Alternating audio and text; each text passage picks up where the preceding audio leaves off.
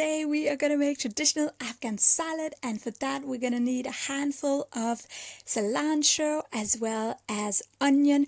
I think I'm actually going to cut this one in half because it's so big. We are also going to use one big tomato as well as some spearmint. I actually got these from our garden. And we're also going to use some chili. This is going to be a spicy salad. I'm just going to warn you now. And we're also going to use some dill.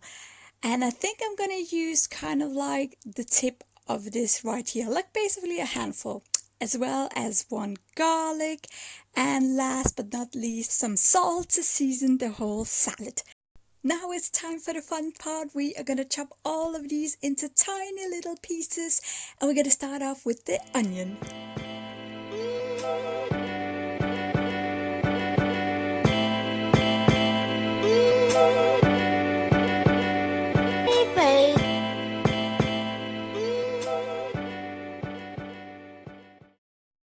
Now we are moving on to chopping the tomato just like we did with the onion in very little pieces, and that's because it's actually tradition in Afghanistan that the salad is in little pieces.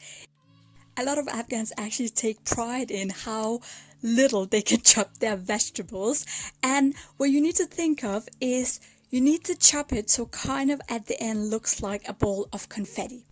I hope you get the picture.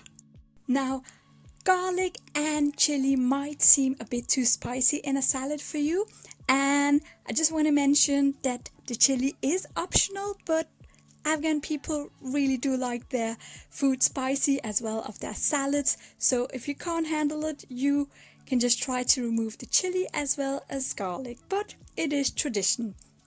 Now we're on to cilantro as well as spearmint and dill. I love using these three because not only does the salad smell really great, but also just adds more flavor to the salad. The very last touch is just a pinch of salt and stirring it all together before you serve it. If this video was helpful to you, remember to give it a big thumbs up. It will mean a lot to me. Thanks so much for watching. See you in the next video.